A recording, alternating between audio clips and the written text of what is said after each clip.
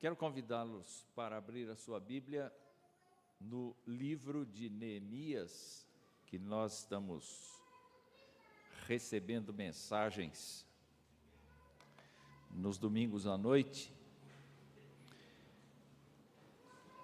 E a nossa leitura começa no capítulo 2, do versículo 11 em diante. Neemias, capítulo 2, versos 11 até 20.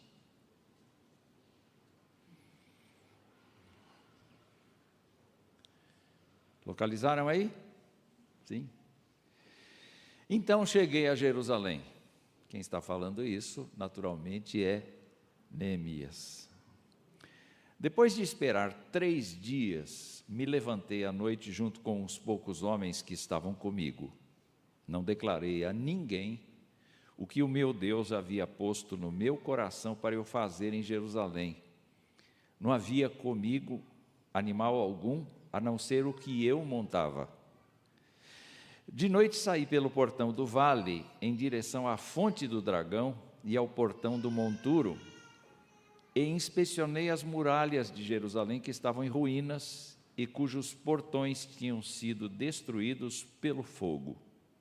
Passei ao portão da fonte e ao tanque do rei, mas não havia lugar por onde o animal que eu montava pudesse passar. Subi à noite pelo vale, sempre inspecionando as muralhas. Voltei, entrei pelo portão do vale e fui para casa. Os magistrados não sabiam aonde eu tinha ido, nem o que tinha feito, pois até ali eu não havia declarado coisa alguma, nem aos judeus, nem aos sacerdotes, nem aos nobres, nem aos magistrados, nem aos demais que iriam fazer a obra. Então eu lhes disse: vocês estão vendo a miséria em que nós estamos, Jerusalém em ruínas e os seus portais ou portões destruídos pelo fogo. Venham, vamos reconstruir as muralhas de Jerusalém para nos livrarmos desta vergonha.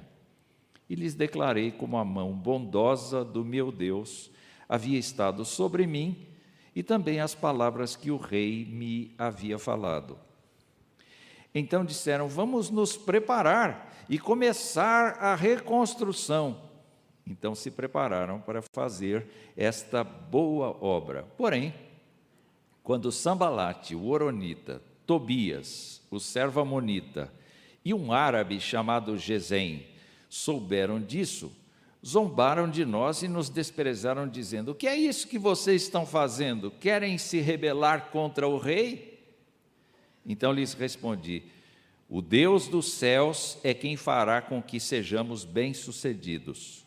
Nós, seus servos, vamos nos preparar e começar a reconstrução. Mas vocês não têm parte, nem direito, nem memorial em Jerusalém. Vamos orar.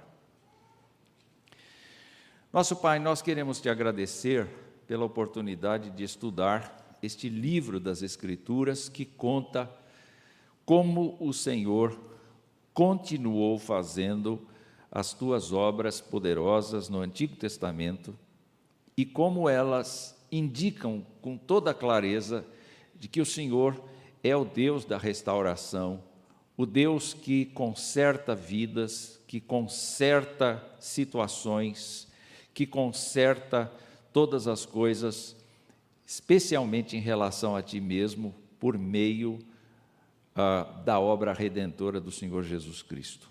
Nós queremos pedir que o Senhor nos ajude a refletir sobre esse texto que temos na nossa frente e que tenhamos, ó Deus, lições para tirar, a fim de que a nossa vida seja uma vida mais apropriada como cristãos no meio desta geração.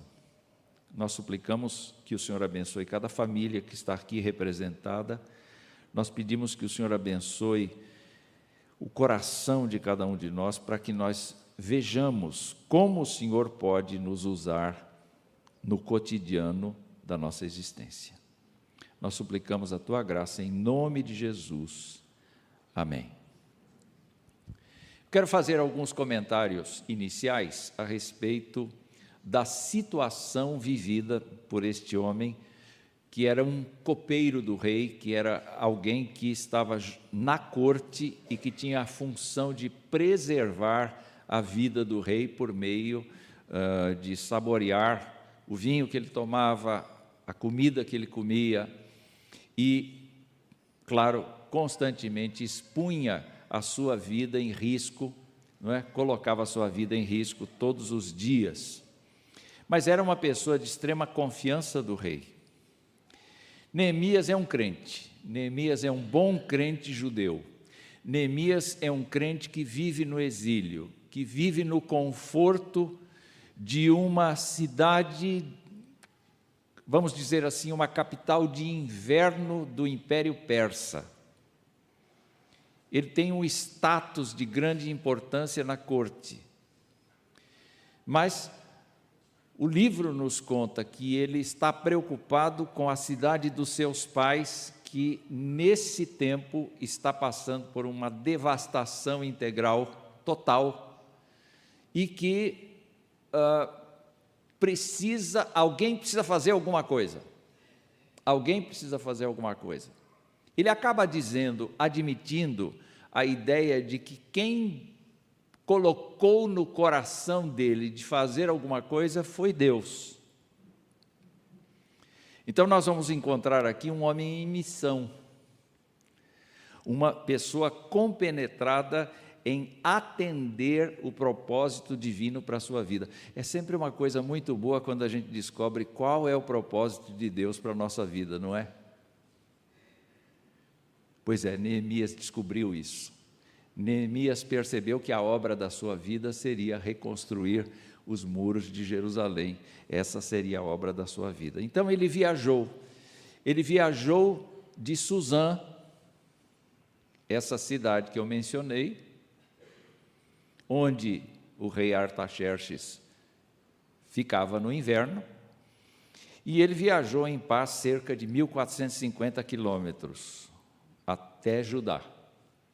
Eu fui fazer uma pesquisa, é como você ir a cavalo daqui até Pelotas, adiante de Porto Alegre.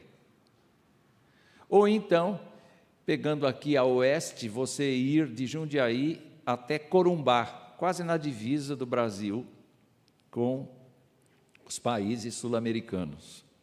Ou subindo, para quem gosta da Bahia, ir até Vitória da Conquista. Alguém já foi à Vitória da Conquista aqui? Então, é longe. E quando nós olhamos o texto, nós vemos que ele ficou 3 dias descansando. É o que a gente descobre na leitura do texto, quando percebe que ele viajou tanto tempo e ele passou meses na estrada, porque percorrendo uma distância mínima diária com uma montaria, não é? Ele demora semanas, talvez meses, para chegar a completar essa distância.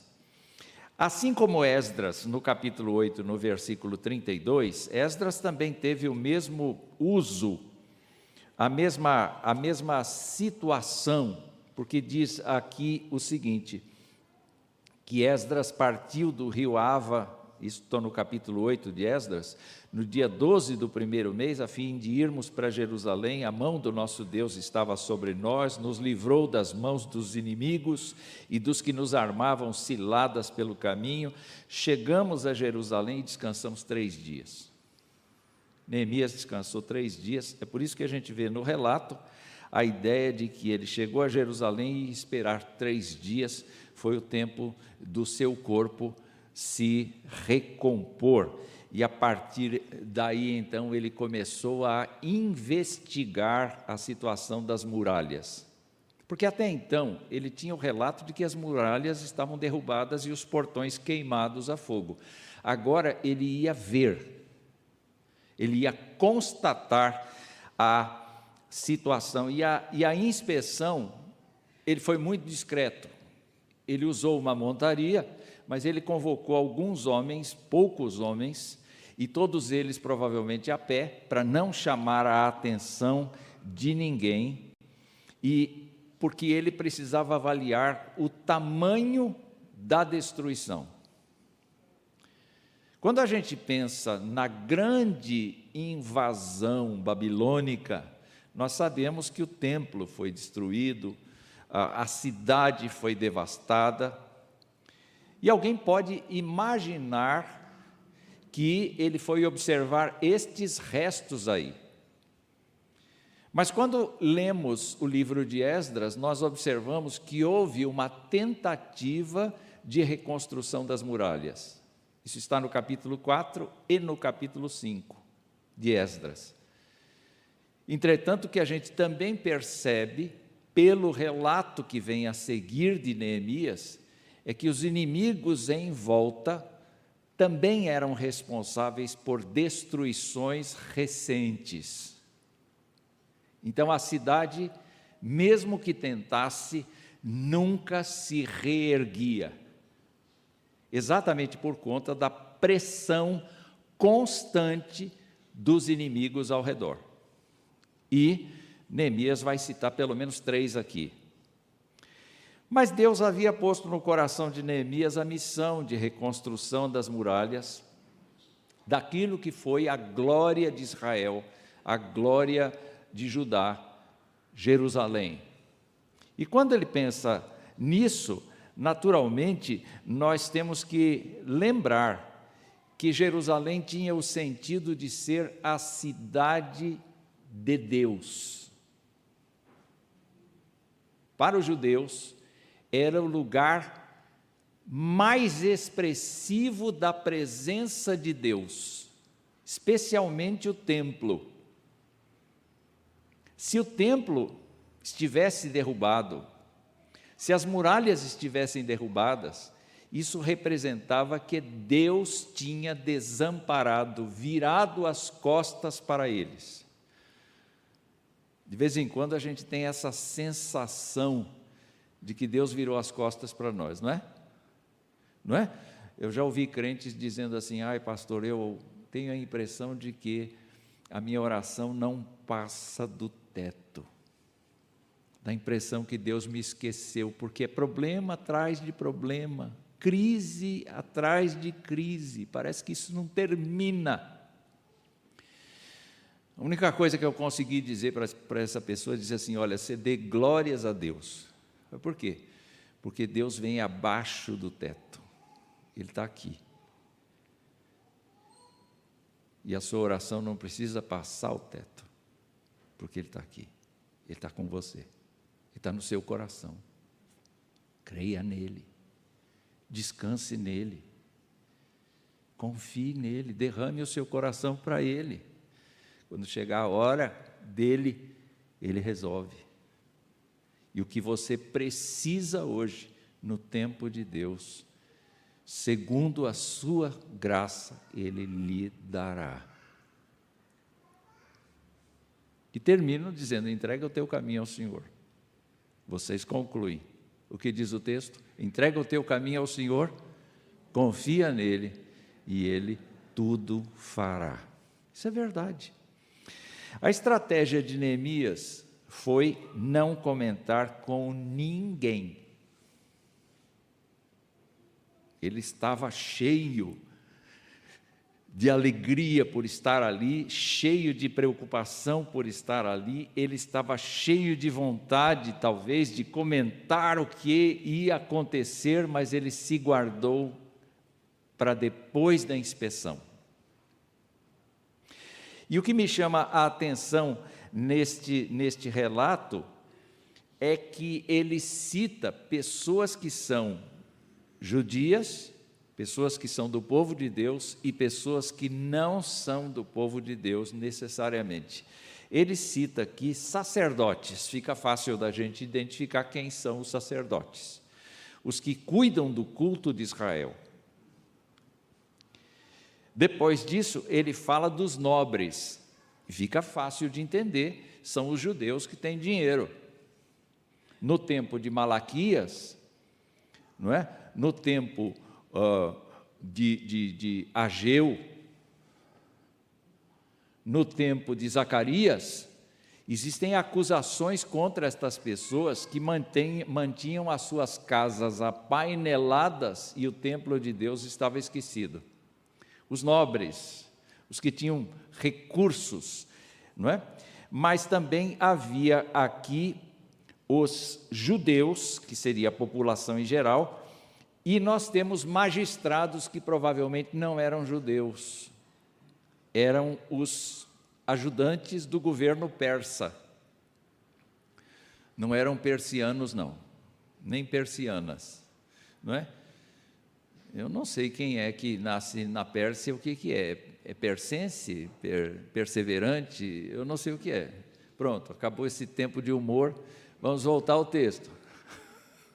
E vamos pensar aqui no fato de que ninguém, nem mesmo as pessoas ligadas a Artaxerxes ficaram sabendo. Neemias se guardou para reunir toda esta comunidade. Então estavam ali todos os representantes da comunidade, e aí Neemias, quando convoca a todos para revelar sua missão, ele toma uma atitude que para mim é muito interessante e uma lição extraordinária.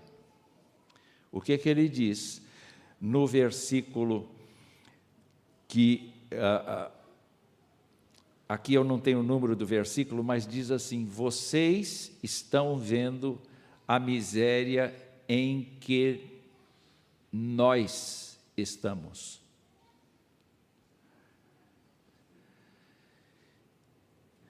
Eu senti esse impacto logo de cara. Ele falou na primeira pessoa do plural. Eu não tenho nada com isso, eu sou copeiro do rei, eu estou aqui de passagem, eu vim aqui para resolver a situação, eu não tenho o que fazer aqui, não é? A não ser dar ordens para vocês aqui, eu não vou me misturar com vocês, vocês é que têm o problema, vocês é que têm a situação para resolver. Não, não foi assim, absolutamente não foi assim. Foi na primeira pessoa do plural que ele falou, e quando ele falou, ele disse assim: vocês estão vendo a miséria em que nós estamos, Jerusalém em ruínas, os seus portões destruídos pelo fogo. Esse problema, meu povo, é nosso problema. Eu gosto muito desta atuação, desta forma com que ele se aproxima da crise que existe e ele veio para resolver. Porque quando a gente fala de restauração, o primeiro passo importante, quando a gente quer restaurar uma situação que outros estão vivendo, é nós conhecermos muito bem a situação real e depois disso, então, nos envolvermos dentro do problema e perguntarmos: olha aqui, olha como nós estamos, o problema é nosso.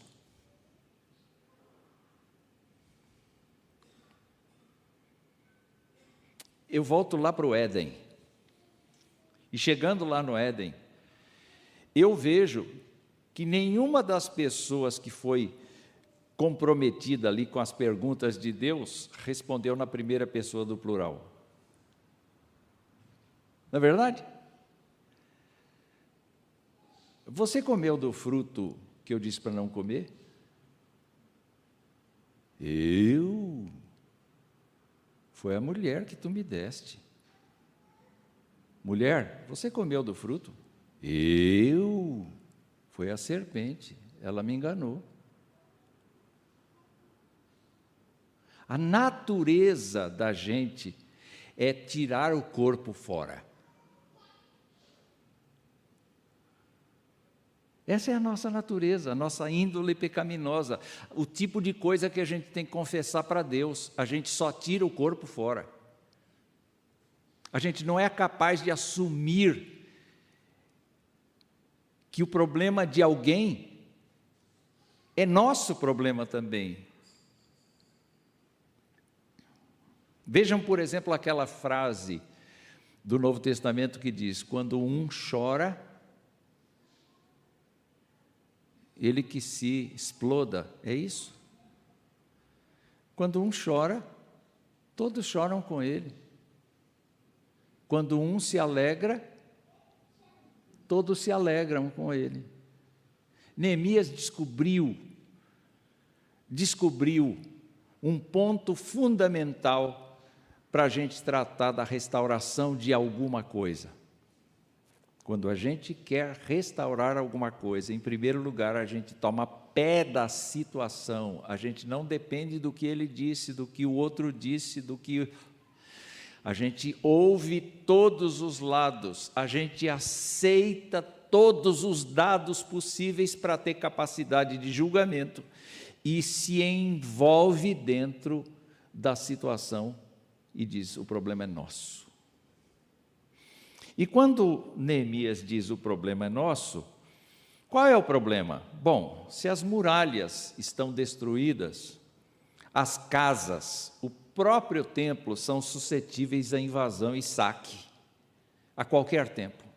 A cidade está frágil, as pessoas têm medo de andar na rua, as pessoas têm medo de perderem o pouco que têm, as pessoas estão de ânimo enfraquecido, e Neemias constata isso por meio da ideia de que as muralhas estão totalmente destruídas. Mais um pouco, ele propõe então o desafio da reconstrução. E o que ele diz? Venham, vamos reconstruir as muralhas de Jerusalém para nos livrarmos desta vergonha. E aí ele quer passar para as pessoas que a situação que elas vivem é uma situação de vergonha.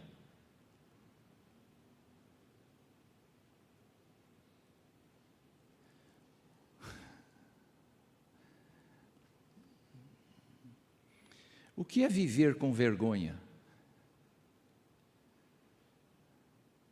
O que é caminhar todos os dias debaixo de um opróbrio, debaixo de um sentimento de fraqueza, debaixo de um sentimento de incapacidade, debaixo de um sentimento de recusa, de um sentimento de menosprezo da parte dos outros? O que é isto? Um ser humano não deveria viver assim, todavia o pecado nos trouxe essa condição, e até mesmo crentes vivem deprimidos, vivem absolutamente debaixo daquilo que pode ser considerado aqui vergonha, um estado de vergonha.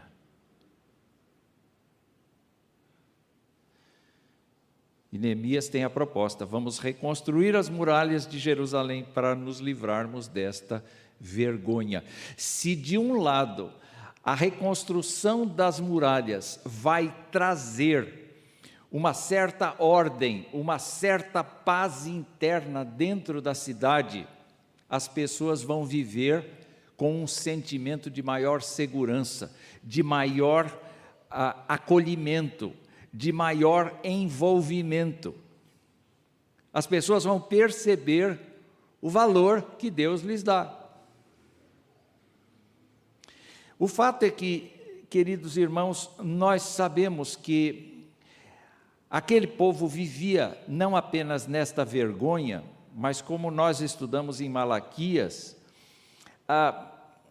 as ofertas eram feitas de qualquer jeito, os sacerdotes não ligavam para o serviço religioso, havia opressão dos poderosos sobre os inferiores, havia injustiça social de tudo quanto é jeito. Quer dizer, a vergonha não era apenas a falta de muralhas, era o conjunto das ações, tinha virado um circo, uma confusão de sentimentos, de atitudes e de posturas. É isto que Neemias pode chamar de vergonha, mas também a vergonha em relação aos inimigos, porque os inimigos zombavam do povo de Deus. Eles não são povo de Deus, e no entanto eles são criaturas mais miseráveis que tem, eles não prosperam, eles não têm nada, eles são infelizes, Deus está batendo neles sem parar, E essa fala, esse discurso, acaba destruindo toda a alegria de Israel.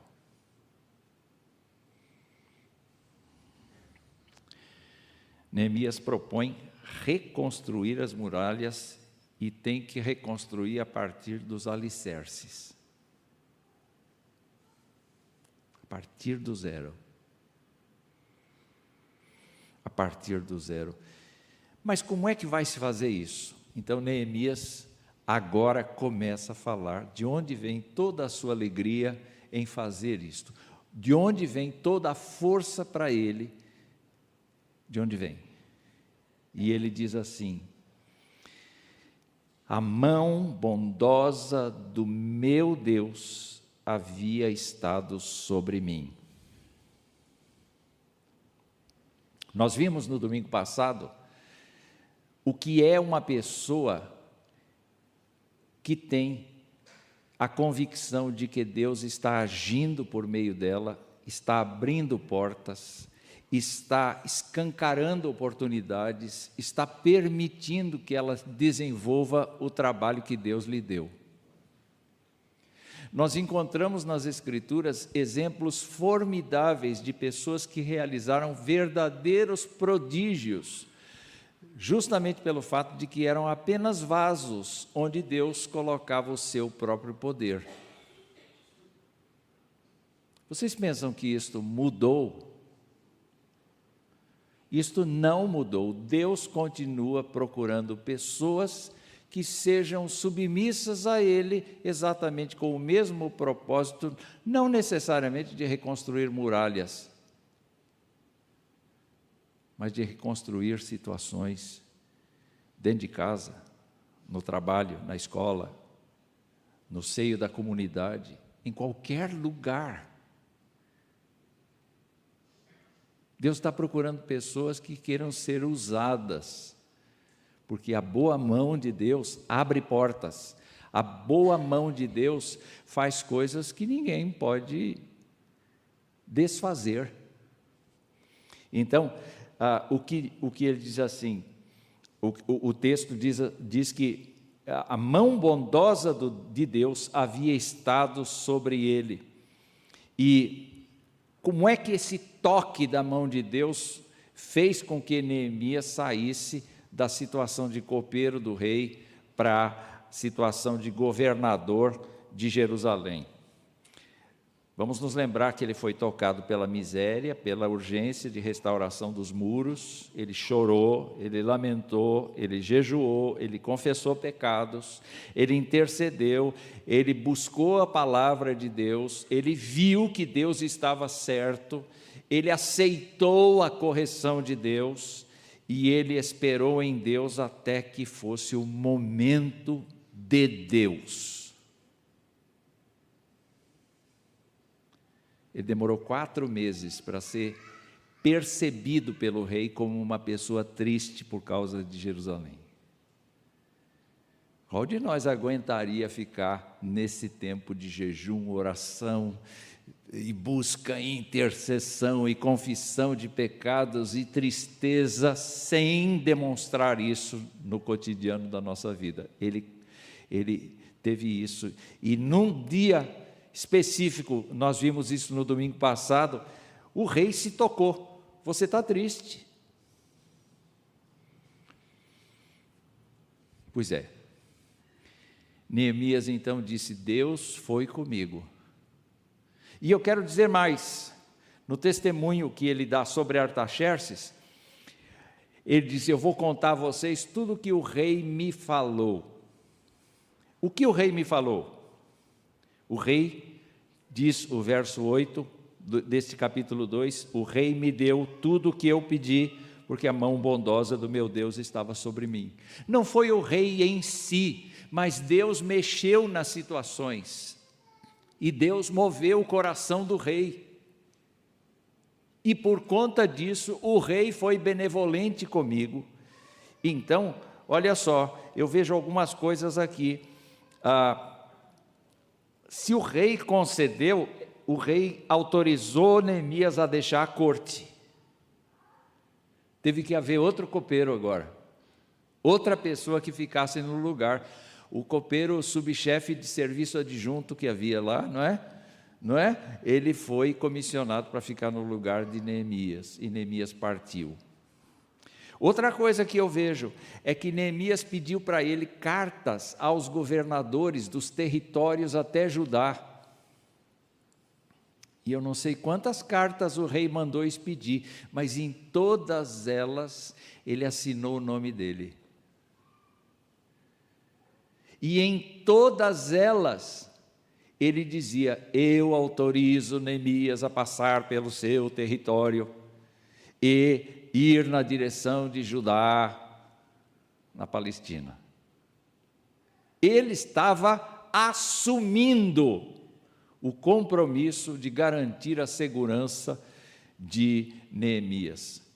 Um rei que não era cristão, não era um crente do Antigo Testamento, era uma pessoa que foi acionada pelo Senhor. Tem isso, quando a boa mão de Deus mexe, não importa se a pessoa é crente, se não é crente, não importa se é ateia, não importa nada, Deus vai mexer com ela, Deus vai agir sobre ela, e Deus vai abrir os caminhos que nós precisamos para trabalhar.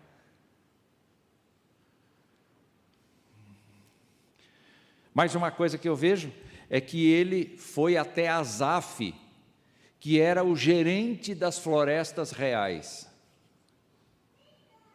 E lá Asaf recebe a carta, e provavelmente na carta, entre outras coisas, podia ter assim: conceda a Neemias tudo o que ele precisar, para que ele reconstrua os portões da cidade, para que ele tenha vigamento para a casa que ele vai ficar, que ele tenha condições de restaurar as muralhas, então dê tudo o que ele precisar.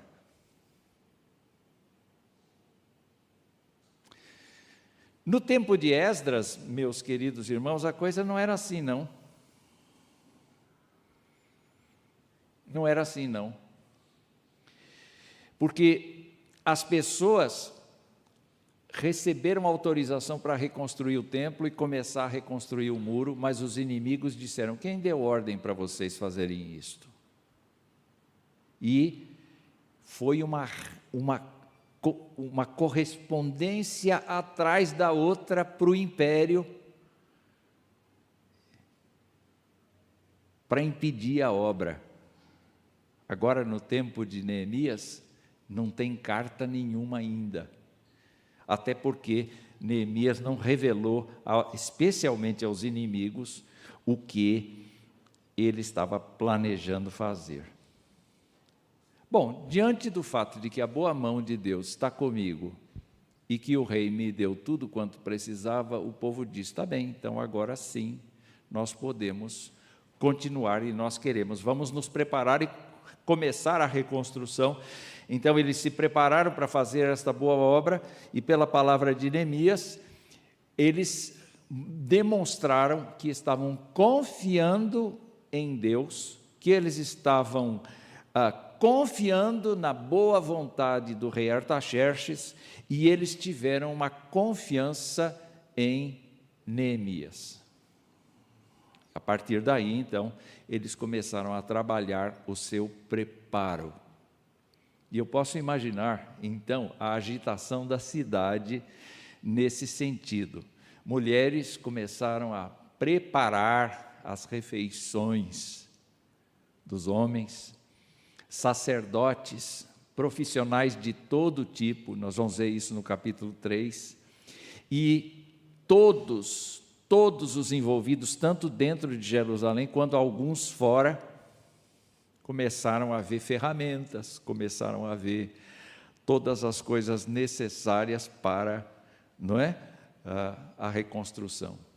É claro que não havia nenhuma CIPA lá, não havia nenhum sindicato inspecionando a segurança dos trabalhadores. O que havia era boa vontade, e eu posso imaginar um clamor geral de alegria, porque a obra ia começar.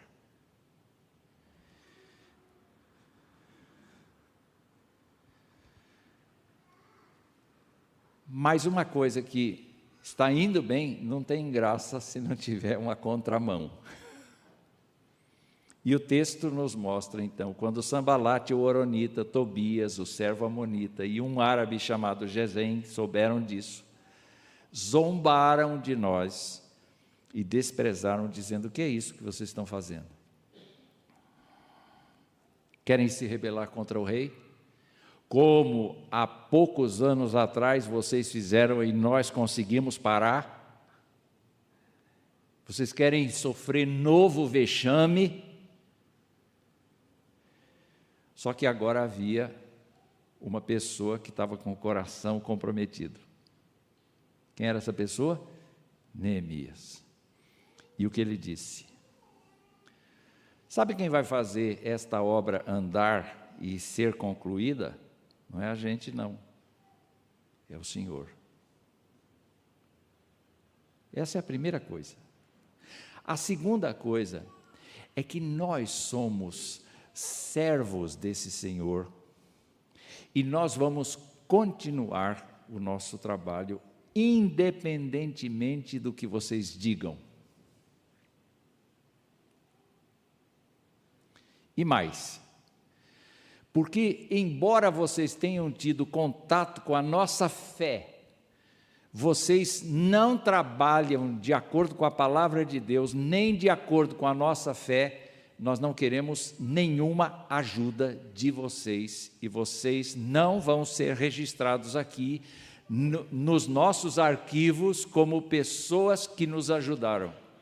Vocês vão ser registrados aqui como pessoas que nos atrapalharam, porque vocês não confessam unicamente o Senhor dos Exércitos como seu Senhor, vocês são sincréticos, vocês adoram a Jeová e vocês adoram outros deuses da terra. Então vocês podem ver que a reconstrução das muralhas era uma obra civil com implicações espirituais. Eu queria então, depois desse relato, comentar algumas coisas. Primeiro, quando nós falamos de restauração, será que uma situação pode ser revertida, tanto na nossa vida, quanto na nossa casa, quanto no nosso trabalho, quanto nas coisas que nós temos que realizar? A restauração, meus irmãos, começa legitimamente quando Deus toca no nosso coração. Isso precisa mudar. E isso vem do Senhor. Quando Deus toca no nosso coração e quando nós assumimos a primeira pessoa do plural. O problema não é deles, o problema é nosso. E Deus está falando comigo para que eu trabalhe nessa situação. Eu vou me envolver com o problema. Então, se você é chefe de família e você percebe que sua esposa está vivendo com muita dificuldade na educação dos filhos, e você nem conversa com os filhos, está errada a situação. Vamos restaurar isso? Não diga que sua mulher é culpada. Não diga que seus filhos são culpados. Diga assim: a família inteira é culpada, especialmente eu. Ainda que você se sinta um inocente, não é inocente. A restauração começa quando Deus toca no nosso coração e nós somos empáticos com a situação, nós nos consideramos responsáveis, corresponsáveis. A restauração avança quando todos nós nos conscientizamos de que a situação é vergonhosa e precisa ser corrigida. Se a nossa casa não está bem, se a nossa vida não está bem, se alguma coisa está pegando, é uma situação de vergonha, porque o crente não é para viver assim. O crente não é para viver assim. Por exemplo, o Senhor disse assim: deixa-vos a paz, a minha paz vos dou. Não vou lá dou como o mundo a dá. O que isso significa para você? O meu coração precisa estar em paz. E ele pode estar em paz? Pode. Mas eu preciso saber que não vivendo na paz do Senhor, eu estou vivendo em vergonha. Não é aquilo que Deus planejou para os seus. Vamos para outra figura. Como é que é a pessoa que tem prazer na lei do Senhor e na sua lei medita de dia e de noite?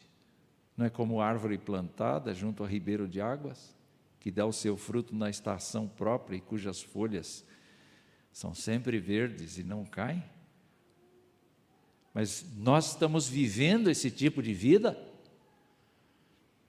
O que precisa ser feito? Será que nós estamos conscientes de que eventualmente tem coisa errada que precisa ser consertada? A outra coisa que eu vejo aqui é que a restauração avança ainda mais quando nós sabemos que Deus está trabalhando para que ela aconteça.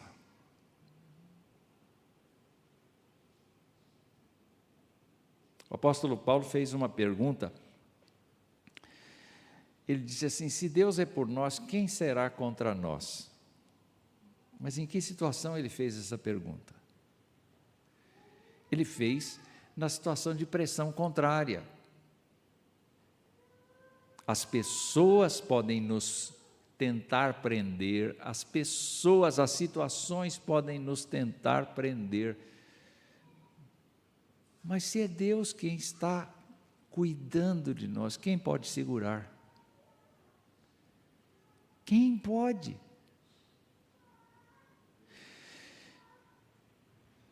A próxima coisa que eu vejo é que a restauração tem que começar com a nossa disposição pessoal, mas também com a nossa disposição coletiva para deixarmos de ser motivo de vergonha e desprezo. A restauração certamente vai provocar a reação de pessoas que não querem nos ver crendo. Quando eu falo disso, eu não falo de pessoas, simplesmente pessoas. Eu falo de anjos e demônios. Neste exato momento, aqui dentro da igreja, tem espírito que não quer que você creia em nada. Está aqui. E eu não preciso ler Este Mundo Tenebroso, uma obra antiga de ficção, para saber disso. Ele quer que você se distraia, ele quer que você diga, isso não é relevante para mim, isso não é importante para mim. É um inimigo que não dá sossego. Quando o apóstolo Pedro falou do inimigo, ele diz que é um adversário que anda ao redor. Ele procura uma brecha.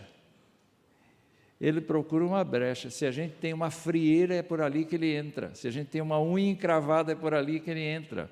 Se a gente tem um machucadinho no dedo, é por ali que ele entra. Ele entra pela arrogância, ele entra pela autoglorificação, ele entra por qualquer motivo, ele entra, e o que ele quer é tirar as nossas convicções, é desequilibrar a nossa fé.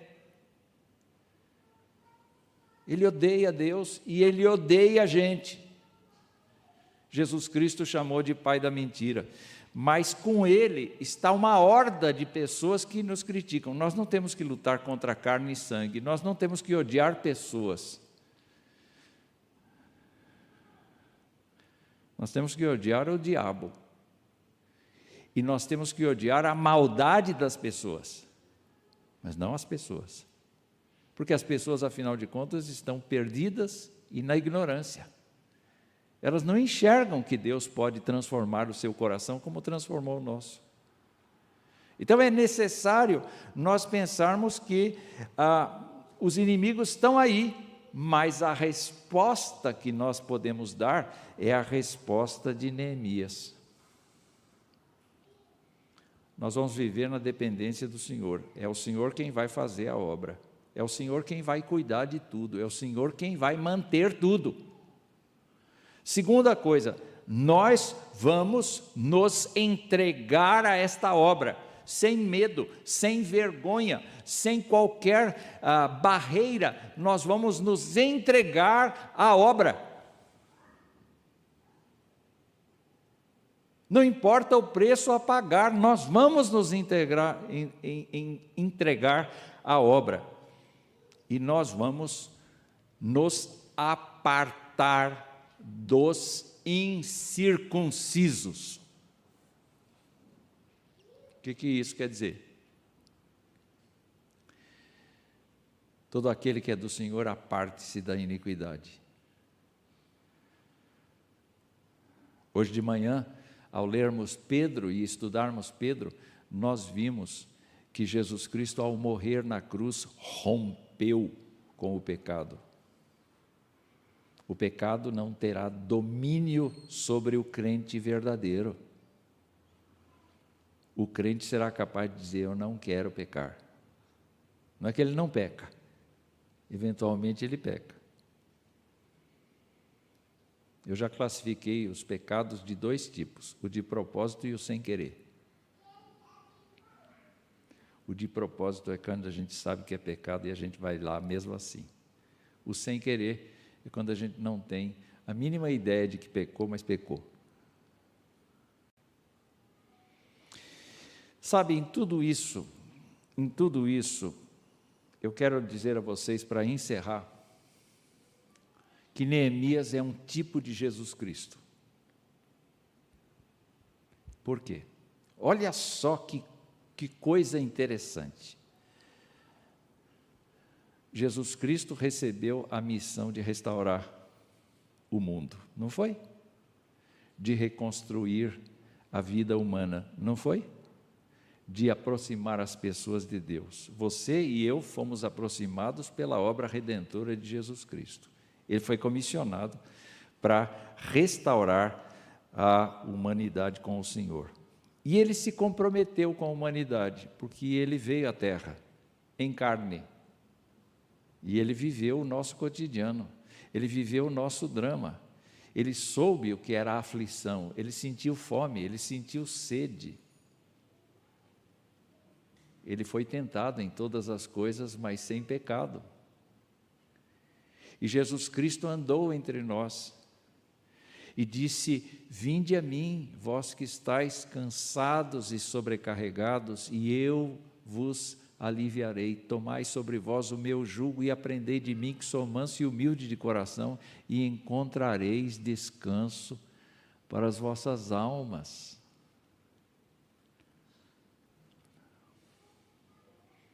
E ele subiu à cruz, levando não o seu pecado, mas o nosso. Então ele assumiu integralmente a missão, mas ao mesmo tempo ele se fez um de nós. Outra coisa que eu vejo a respeito dessa semelhança de Neemias com Jesus, é que ele nos contou do amor de Deus por nós. Ele nos contou do propósito de Deus em nos salvar e nos usar durante a nossa vida inteira nesta terra. Ele revelou a vontade de Deus para nós. Ele rechaçou os inimigos da graça. Ele rejeitou a contribuição dos doutores da lei, dos escribas, dos fariseus hipócritas, do falso ensino. Ele rejeitou pessoas. Ele amou pessoas de todos os tipos. Ele tratou do necessitado, do enfermo, daquele marginalizado, ele tratou do rico, ele tratou de toda a classe de pessoas, mas ele foi feroz em rejeitar aqueles que rejeitam a palavra de Deus. E é nesse sentido que nós temos que ter nenhuma complacência zero, com as contribuições daqueles que querem afastar-nos de Deus.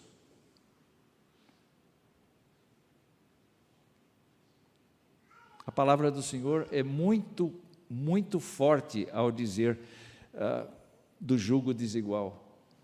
A gente não deve se envolver com pessoa que não crê no Senhor, como nós. Jesus Cristo afirmou que a nossa salvação vem das mãos do Senhor e é Ele quem nos torna ainda mais que vencedores. Meus irmãos, ainda que a gente não veja as muralhas crescendo, elas estão crescendo. E nós seremos vencedores se ficarmos apegados ao Senhor e olharmos para o Senhor e dissermos: nós somos instrumentos de reconstrução das coisas. E para concluir, o que nos compete dizer? E dizer ao Senhor Jesus: nós queremos reconstruir. Nós queremos ser esse povo que com alegria vai pregar o Evangelho. Porque é disso que a humanidade precisa.